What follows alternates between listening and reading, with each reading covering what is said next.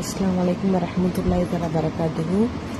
இதாவது ஜனவரி 5 5வது நாளாக தஹஜ்ஜுத் நம்ம எடுத்து கொண்டு வந்துட்டுருக்கோம். அல்லாஹ்வுடைய உதவினால மட்டும்தான் இது நடந்துகிட்ருக்கு. என்ன அப்படின்னா, நம்ம மதரசா காலங்களில் படிச்சிருப்போம். என்னென்னா அமல் நோட்டுன்னு எல்லா மதரசாலுமே இருக்கும். அது நம்ம ஸ்டார்டிங்கில் என்ன எழுதியிருப்போம் அப்படின்னா, தஹஜ்ஜுத் தொழுகை, அடுத்து ஃபஜ்ர், அடுத்து தஸ்பீஹ். நம்ம அப்போ தான் வந்து தஹஜ்ஜுத் தொழுகாட்டி உஸ்தாது திட்டுவாங்களே அப்படின்றதுக்காக முழிச்சிருந்து நாங்கள்லாம் எங்கள் ஃப்ரெண்ட்ஸ்கிட்ட மெசேஜ் பண்ணிவிட்டு தஹஜ்ஜுத் தொழுகலாமா அப்படின்ட்டு தஹஜ்ஜுத் வரைக்கும் முழிச்சிருந்து அதுக்கப்புறம் தான் தஹஜ்ஜுத் தொழுவோம். ஆனால் நம்ம வந்து ஒன்று நம்ம அல்லாட்ட வந்து கேட்டு வாங்குறதுக்கான சுவை இருக்குல்ல, அது அதிகமான அதோட சுவை நம்ம உணர்ந்துட்டோம் அப்படின்னா கண்டிப்பாக எதாவது ஒன்றாலும் நம்ம அல்லாட்ட போகக்கூடிய ஒன்றா இருக்கும். அப்போ நம்ம மதரசா காலங்களில் தஹஜ்ஜுத் தொழுகிருப்போம், அது அப்படியே பாதியிலே விடுபட்டு போயிடுச்சு. அதை மீண்டும் எடுக்கிறதுக்காக நம்ம என்ன கற்றுக்கிட்டோம் அமலை மறுபடியும் நம்மளோட வாழ்க்கையில் கொண்டு வரதுக்காக தஹஜ்ஜுத் தொழுகை நம்ம ஒன்று எடுத்திருக்கோம்.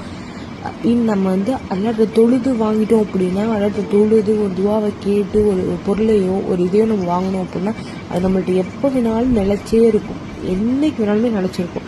அதனால தஹஜ்ஜுத் தொழுகை நான் விடாமல் என்னோட மௌத்துவரையும் தொழுகுன்ற நீயத்தோடு தான் தஹஜ்ஜுத் தொழுகை நான் எடுத்திருக்கேன் இன்ஷா அல்லாஹ். ஒரு நம்ம என்ன ஆகணும் அப்படின்னா, அல்லாஹ் என்ன சொல்லியிருக்கான், உன்னுடைய செருப்பு வர அந்தா கூட என்ன பண்ணு நீ இடத்துல வந்து கேள்வி நல்லா செய்யிருக்கான். அப்போ படைச்ச ரப்பு ரஹ்மானே சொல்லிட்டா நீ வந்து என்கிட்ட கேளுன்னு, அப்புறம் எதுக்கு நான் அப்படியே அடுத்த ஆள்கிட்ட கையேந்தணும்? ஓகேவா? அப்போ என்னோட ரப்பே எனக்கு சொல்லிட்டான், அவன் தான் என்னை படைச்சான், அவன் தான் உலகத்தை வாழ வைக்கிறான், அவன் தான் எனக்கு உணவு கொடுத்தான். அப்போ அவனே சொல்லிட்டு என்கிட்ட வந்து கேளு, நான் ஏன் அப்போ கேட்காம இருக்கணும்?